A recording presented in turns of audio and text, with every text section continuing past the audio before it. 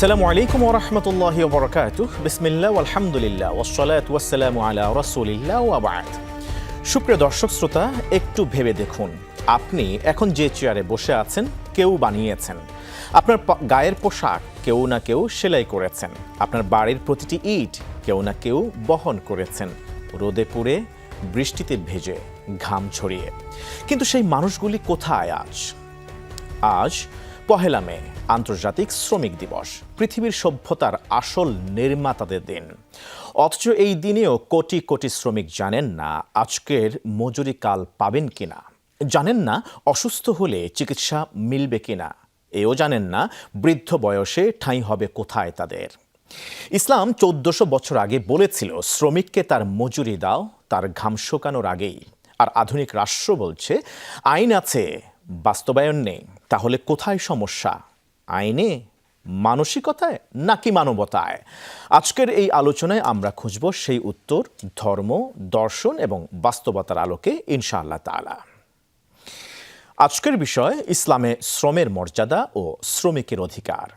সুপ্রিয় দর্শক শ্রোতা, কাছে দূরে বিশ্ব জুড়ে যে যেখান থেকে দেখছেন সবাইকে স্বাগত জানাচ্ছি যমুনা টেলিভিশনের নিয়মিত আয়োজন in the name of Allah with BRB cables অনুষ্ঠানে। আপনাদের সাথে আছি আমি মোহাম্মদ হিদায়াতুল্লাহ। অনুষ্ঠানটি টিভি সিটের পাশাপাশি যমুনা টেলিভিশনের ফেসবুক পেজে সম্প্রচারিত হচ্ছে। দর্শক, আপনারা যুক্ত হতে পারেন আমাদের সাথে ইউটিউব এবং ফেসবুকে যুক্ত হওয়ার মধ্য দিয়ে। আজকে সম্মানিত অতিথি হিসেবে আমাদের সাথে যুক্ত আছেন ঐতিহ্যবাহী ঢাকা তামিরুল মিল্লাত কামিল মাদ্রাসা টঙ্গী শাখার সুদক্ষ অধ্যক্ষ ফজলত ওস্তাজ ডক্টর মোহাম্মদ হিফজুর রহমান হাফিজাহুল্লাহ। আসসালামু আলাইকুম ওয়া রাহমাতুল্লাহ। আহলান ওয়া সাহলান শেখ। ওয়া আলাইকুম আসসালাম ওয়া রাহমাতুল্লাহি ওয়া বারাকাতুহু। আপনাকে এই চমৎকার আয়োজনে সুস্বাগতম জানাচ্ছি। আজকে যেহেতু পহেলা মে আন্তর্জাতিক শ্রমিক দিবস, আমরা আজকে শ্রমের মর্যাদা এবং শ্রমিকের গুরুত্ব শীর্ষক বিষয় শুনব। তবে শুরুতেই আপনার কাছ থেকে আমরা জানবার চেষ্টা করব কোরআন সুন্নাহর আলোকে শ্রমের বিষয়ে ইসলাম কি বলে, পাশাপাশি আপনি শিশু শ্রমের বিষয়ে যদি ইসলামের দৃষ্টিভঙ্গি তুলে ধরতেন। আমাদের সমাজে ঘরে বাইরে যত্রতত্র রাস্তাঘাটেও অনেক শিশু শ্রমিককে দেখা যায়। এই শিশু শ্রমের ব্যাপারে ইসলামের দৃষ্টিভঙ্গিও যদি আপনার আলোচনায় নিয়ে আসেন প্লিজ।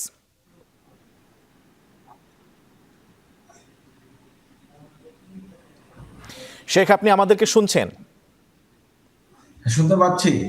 জি, প্লিজ শুরু করি আমরা। আসসালামু আলাইকুম ওয়া রাহমাতুল্লাহি ওয়া বারাকাতুহু। আলহামদুলিল্লাহ ওয়া সালাতু ওয়া সালামু আলা রাসূলিল্লাহ, আম্মা বা'দ। ইসলাম এমন একটি ধর্ম যেখানে মানুষের সকল অধিকারের কথা আলোচিত হয়েছে। এখানে পিতামাতার অধিকার, সন্তানের অধিকার, স্বামী স্ত্রীর অধিকার, প্রতিবেশীর অধিকার, শিক্ষকের অধিকার, সর্বস্তরের অধিকারের কথা বর্ণিত হয়েছে। এবং রাসূল আকরাম সাল্লাল্লাহু আলাইহি ওয়াসাল্লাম সকল মানুষের মানবতার অধিকার নিশ্চিত করেছেন। আল্লাহ সুবহানাহু ওয়া তাআলা তার সকল সৃষ্টির অধিকারের কথা নিশ্চিত করেছেন। আমাদের দেশে আমরা শ্রমিকদের যে অধিকারের কথা বলি সেটি আসলে বাস্তবতার সাথে কোনো মিল নেই। আমরা যদি দেখি আমাদের দেশে শিশু শ্রমের কথা, তাহলে রাষ্ট্রীয়ভাবে বিশ্বের সব দেশে কিন্তু শিশু শ্রম নিষিদ্ধ। এটি শুধু অলিখিতভাবে নিষিদ্ধ আছে, কিন্তু বাস্তবতা হলো ভিন্ন। কোমলমতি শিশু শ্রমিকদের দিয়ে কাজ করানো হচ্ছে, নির্যাতন করা হচ্ছে, তাদের শ্রমের মূল্য দেওয়া হচ্ছে না। সেক্ষেত্রে গৃহকর্মী হোক বা দোকান কিংবা কারখানার কর্মচারী হোক, তাদের উপরে অতিরিক্ত শ্রম চাপিয়ে দেওয়া হচ্ছে। অথচ ইসলামে শিশু শ্রম নিষিদ্ধ। আজকের শিশু যেহেতু কালকের সুনাগরিক হবে, সেক্ষেত্রে এই শিশুদেরকে শ্রমের কাজে লাগানো ইসলাম এটা অনুমোদন দেয় না। বরং আল্লাহ সুবহানাহু ওয়া তাআলা বলছেন, আল মালু ওয়াল বানুনা জিনাতুল হায়াতিদ দুনিয়া। এই শিশু সন্তানেরা তারা দুনিয়ার সৌন্দর্য প্রতীক। সুতরাং তাদেরকে একটি ভালো অবস্থানে নিয়ে যাওয়ার জন্য যারা অভিভাবক আছেন তাদের দায়ভার রয়েছে। আল্লাহ সুবহানাহু ওয়া তাআলা এই দায়ভার অভিভাবকদেরকে দিয়েছেন এবং পিতা মাতাদেরকে দিয়েছেন। তারা না থাকলে তাদের স্থলাভিষিক্ত যারা হবেন সেই দায়ভার তারা পালন করবেন। কিন্তু বাস্তবতা হলো ভিন্ন। আমাদের দেশে মানুষ দারিদ্রতার কারণে পিতা মাতা এবং আশেপাশের লোকজন যারা অভিভাবক করেন তারাও কিন্তু শিশুর মানুষদেরকে লাগিয়ে দেন। অথচ রাসূল আকরাম সাল্লাল্লাহু আলাইহি ওয়াসাল্লাম বলছেন, মান লাম ইয়ারাম সাগীরানা ওয়া লাম ইউক্কির কাবীরানা ফালাইসা মিন্না। সুতরাং শিশুদেরকে দয়া করা, মায়া করা, তাদেরকে পরিশ্রম কাজ থেকে দূরে রাখা, এটা যারা প্রাপ্তবয়স্ক আছেন তাদের কাজ, তাদের দায়িত্ব। আর আল্লাহ সুবহানাহু ওয়া তাআলা এটা বলেছেন, লা ইউকাল্লিফুল্লাহু নাফসান ইল্লা উসাহা। যাদের ক্ষমতা নাই, সক্ষমতা নাই, তাদেরকে ওই কাজের দায়ভার আল্লাহ সুবহানাহু ওয়া তাআলা দেন না। শিশুরা যেহেতু শারীরিকভাবে দুর্বল এবং মানসিকভাবে তারা প্রস্তুত নয়, তারা আসলে শিশু শ্রম দেওয়ার মতো ক্ষমতা তাদের নেই। কিন্তু তারপরে যদি আমরা দেখি যে বিশ্বে প্রায় 152 মিলিয়ন শিশু ঝুঁকিপূর্ণ কাজে নিয়োজিত আছে, আর বাংলাদেশে প্রায় 38টি সেক্টরে আমরা 17 লাখের বেশি শিশুকে ঝুঁকিপূর্ণ শ্রম নিযুক্ত দেখতে পাই। যেসব শিশুদের পিতা আছে, অভিভাবক আছে, তারা তাদের অন্ন, বস্ত্র, বাসস্থান, শিক্ষা সহ সকল মৌলিক অধিকার নিশ্চিত করা তাদের দায়িত্ব। আর যাদের এই অভিভাবকত্বের স্থানটি নেই, কোনো এতিম শিশু অথবা পথ শিশু, যাদের দেখার মতো কোনো ব্যবস্থা নেই, তাদের দায়ভার, তাদের বাসস্থানের নিশ্চয়তা, দায় দায়িত্ব এটা রাষ্ট্র এবং সরকারের।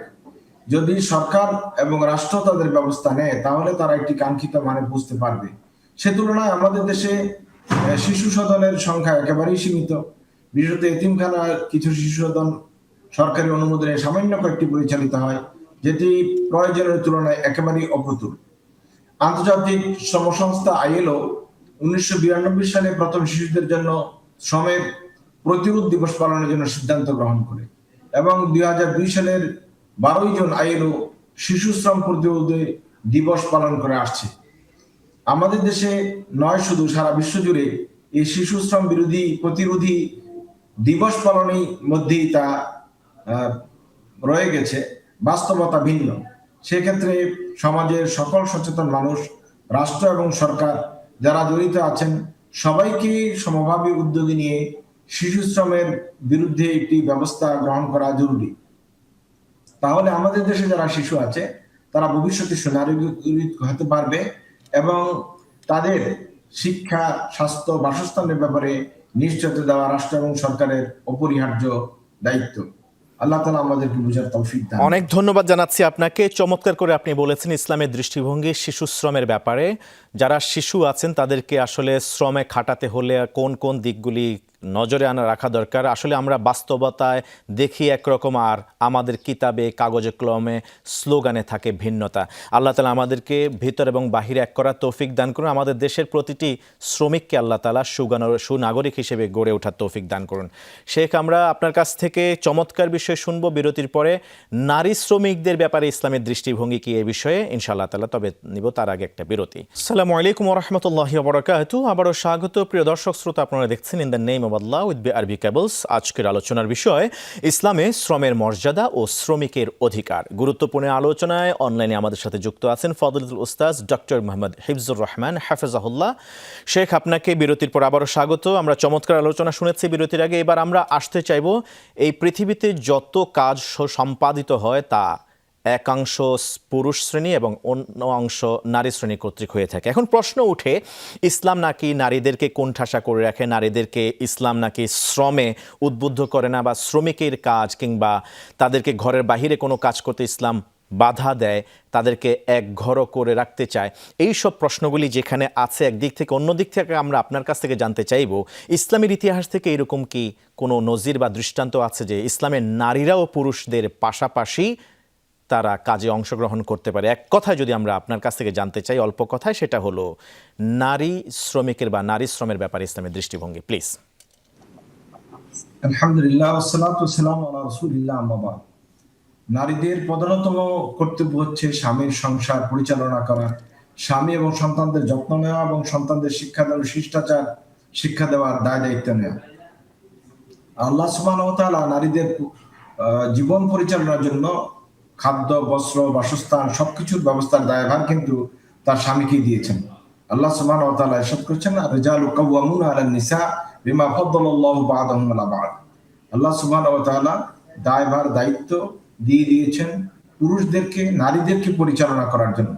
রাসূল আকরাম সাল্লাল্লাহু আলাইহি ওয়াসাল্লাম বলছেন যে তোমরা তোমাদের স্ত্রীদের সাথে ভালো আচরণ করো আর তাদের থাকা খাওয়া বাসস্থান কেসওয়াতুহুন্না অত আমহুন্না, তাদের পরিধেয় এবং তাদের খাবার বাসস্থান সবকিছু দায়ভার স্বামীদের। সুতরাং হাড়ভাঙ্গা পরিশ্রম করে স্ত্রীদেরকে সুখে রাখা, ভালো রাখা, খাদ্য অন্ন বস্ত্রে বাসস্থান করা, নারীদের ব্যবস্থাপনা দেওয়া, এটা পুরুষের দায়িত্ব। আল্লাহ সুবহানাহু ওয়া তাআলা এর পাশাপাশি মহিলাদেরকে স্বামীর সংসারে দায়িত্ব নেওয়ার জন্য উদ্বুদ্ধ করেছেন। নবী আকরাম সাল্লাল্লাহু আলাইহি ওয়াসাল্লাম বলেছেন, আল মারাতু রাইয়াতুন আলা আহলি বাইতি যাওজিহা। আর আল্লাহ সুবহানাহু ওয়া তাআলা রাসূল করিম সাল্লাল্লাহু আলাইহি ওয়াসাল্লামকে দিয়ে এটা নিশ্চিত করেছেন যে স্ত্রী হবে তার স্বামীর ঘরের রক্ষক এবং পরিচর্যার দায়িত্বে থাকবেন।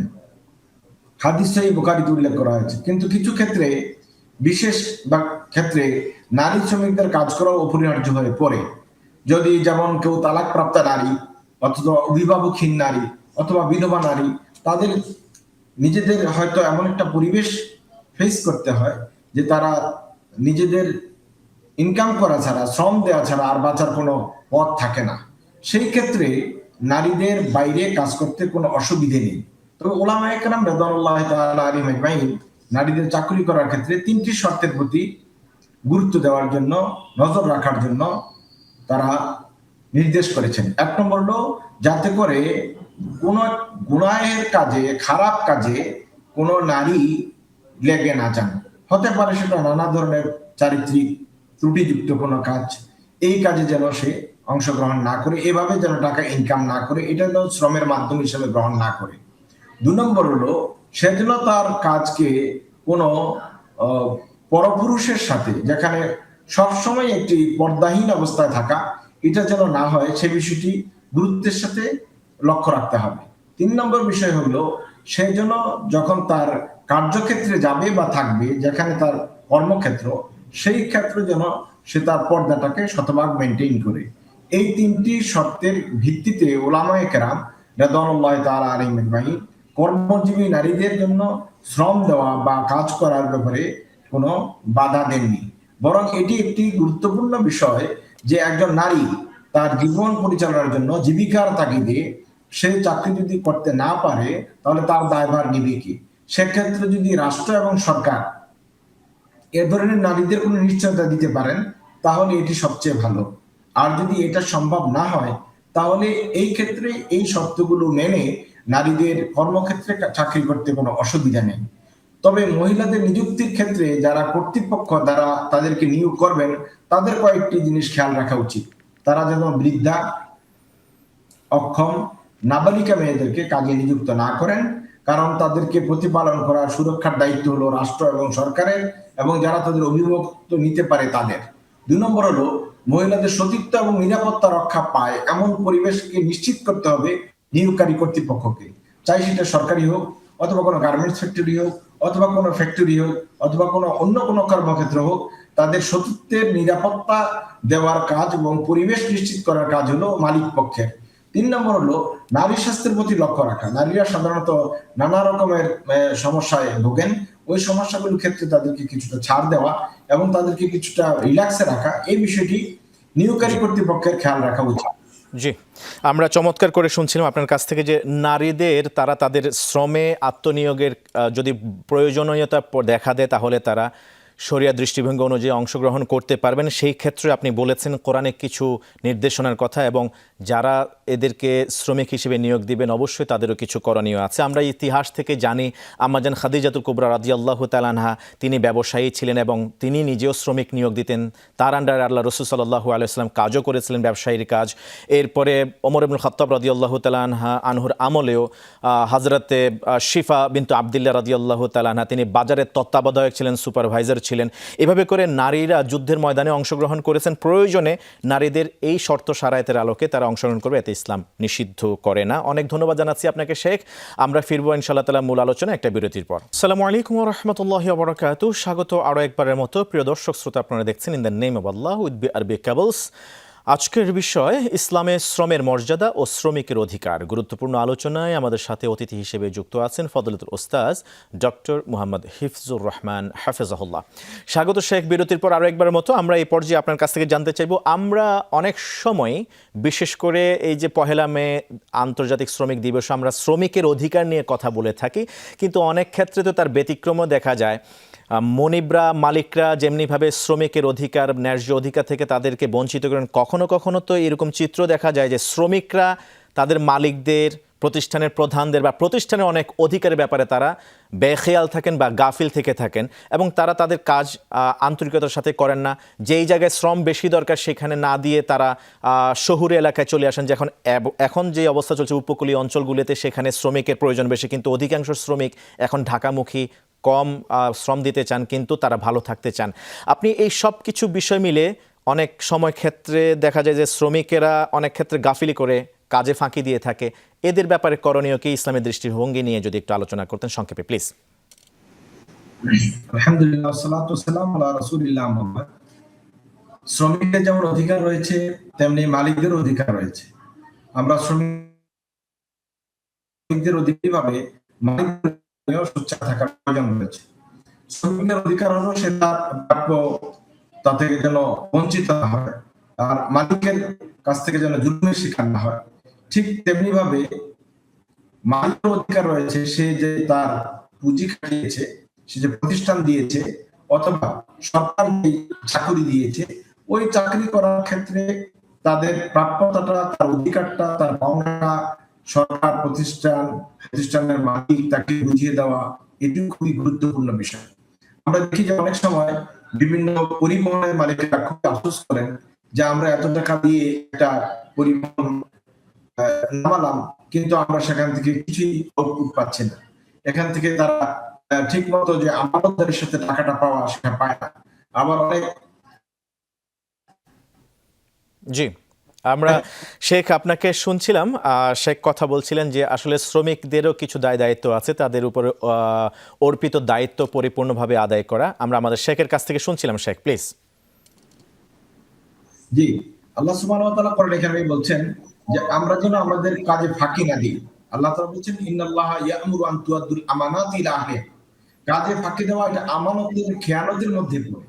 আর আমানতের খেয়ানতের জন্য আল্লাহ তাআলার কাছে জিজ্ঞাসিত হতে হবে।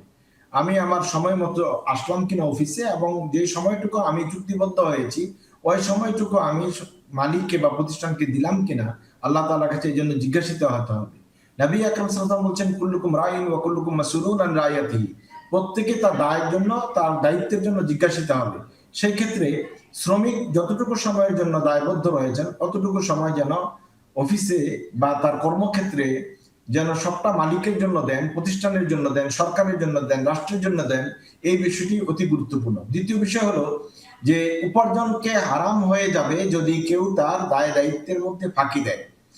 কাজে ফাঁকি দেওয়া মানে তার উপার্জন অবৈধ হয়ে যাওয়া, আর কর্তৃপক্ষকে ধোঁকা দেওয়া এবং প্রবঞ্চনা করা। আমি বলছি যে আমি অফিসে কাজ করছি, অথচ কাজ করছি না, সময় মতো আসছি না এবং সময় মতো প্রস্থান করছি না। এতে করে যেই ক্ষতিগ্রস্ত হচ্ছে কোনো প্রতিষ্ঠান বা কোনো ফ্যাক্টরি বা যেভাবে যে যেখানে আছেন, সে এই দায়ভার থেকে কিন্তু কোনো শ্রমিক বা কোনো কর্মকর্তা, কোনো দায়িত্ববান ব্যক্তি এড়িয়ে যেতে পারেন না। নবী আকরাম সাল্লাল্লাহু আলাইহি ওয়াসাল্লাম বলছেন মান গাশশা ফালাইসা মিন্না, যে ধোঁকা দেয় সে আমার উম্মতের অন্তর্ভুক্ত নয়। আর আল্লাহ সুবহানাহু ওয়া তাআলা বলছেন কুলু মিন তাইয়্যিবাতি মা রাযাকনাকুম, তোমাদেরকে আমি যে হালাল রিজিক দান করেছি সেখান থেকে তোমরা ভক্ষণ করো। এখন শ্রমিক যদি তার কাজে ফাঁকি দিয়ে তার উপার্জনকে হারাম করে দেয়, তাহলে এই পুরো হালালের মধ্যে সামান্য কিছু হারাম ঢোকার কারণে তার পুরো রিজিকটাই হারাম হয়ে যায়। সুতরাং এই ব্যাপারে সতর্ক থাকা খুবই জরুরি। সর্বশেষ যে বিষয়টি হলো সেটি হলো মালিক পক্ষ এবং শ্রমিক পক্ষ অথবা চাকুরি যিনি করেন তিনি তার নিয়োগকর্তার সাথে একটি চুক্তির মধ্যে আবদ্ধ থাকেন। আমি 8 ঘন্টা ডিউটি করব, 7 ঘন্টা ডিউটি করব, 6 ঘন্টা ডিউটি করব। এই সময়ের মধ্যে শুধু মালিকের দায়ভার, শুধু প্রতিষ্ঠানের দায়িত্ব বাইরে আর কোনো কিছু করার কোনো সুযোগ থাকে না। কারণ এটা হলো আমার চুক্তির সাথে আমার কাজের সামঞ্জস্যতা খুবই প্রয়োজন। আল্লাহ সুবহানাহু ওয়া তাআলা কিন্তু আমাদেরকে সতর্ক করেছেন, ইয়া আইয়ুহাল্লাযীনা আমানু আউফু বিল উকুদ। এই ইমানদারগণ, তোমরা তোমাদের ওয়াদা রক্ষা করো, চুক্তি রক্ষা করো। অনেক ধন্যবাদ জানাচ্ছি শেখ আপনাকে, আজকে অনবদ্য আলোচনা উপস্থাপন করেছেন। আসলে শুধুমাত্র মালিক বা নিয়োগকর্তাদের উপরে দায়ভার না বা দায়িত্ব না, কিছু দায়িত্ব শ্রমিকদেরও রয়েছে। নবীজি সাল্লাল্লাহু আলাইহি ওয়াসাল্লাম তো বলেছেন আল্লাহ তাআলা সেই শ্রমিকের শ্রমকে পছন্দ করেন যে শ্রমিক কাজ করার সময় সেটা তিনি সর্বোচ্চ নিখুঁতভাবে করে থাকেন, তখনই তো সেটা হবে ইবাদতে গণ্য। আল্লাহ তাআলা আমাদের শ্রমিকদেরকে তাদের ন্যায্য অধিকার পাওয়ার সেই সুযোগ তৈরি করে দেন এবং মালিকরাও যেন কোনোভাবে বঞ্চিত না হন, সেই দিকেও আমরা যেন সমান সামঞ্জস্যতা বজায় রেখে চলতে পারে, আল্লাহ সেই তৌফিক দান করুন। অনেক ধন্যবাদ জানাচ্ছি শেখ আপনাকে যুক্ত থাকার জন্য। জাযাকুল্লাহ খায়রান। প্রিয় দর্শক শ্রোতা, আজকের আলোচনা থেকে বুঝলাম শ্রমিকের সমস্যা শুধু অর্থনৈতিক নয়, এটি নৈতিক, এটি মানবিক। একটি সভ্যতা কতটা উন্নত সেটা পরিমাপ হয় তার সবচেয়ে দুর্বল মানুষটির সাথে কেমন আচরণ করা হয় তা দিয়ে। আর যদি আমরা একটাই সিদ্ধান্ত নেই, আমার আশেপাশের শ্রমিককে ন্যায্য মজুরি দিব, সময় মতো দেব এবং তাকে মানুষের মর্যাদা দেব, তাহলে এই দিবস পালন সত্যিকার অর্থবহ হবে। নইলে প্রতি বছর 1 মে আসবে, স্লোগান উঠবে, আর 2রা মে থেকে সব আগের মতোই চলবে। পরিবর্তন চাইলে সেটা শুরু করতে হবে নিজের থেকেই। আসুন আমরা প্রত্যেকেই এগিয়ে আসি। প্রিয় দর্শক শ্রোতা, in the name of Allah with BRB কেবলসের পরবর্তী পর্ব দেখার উদ্যত আহ্বান জানিয়ে আজকের মতো এখানে শেষ করছি। ওয়াসসালামু আলাইকুম ওয়া রাহমাতুল্লাহি ওয়া বারাকাতুহু।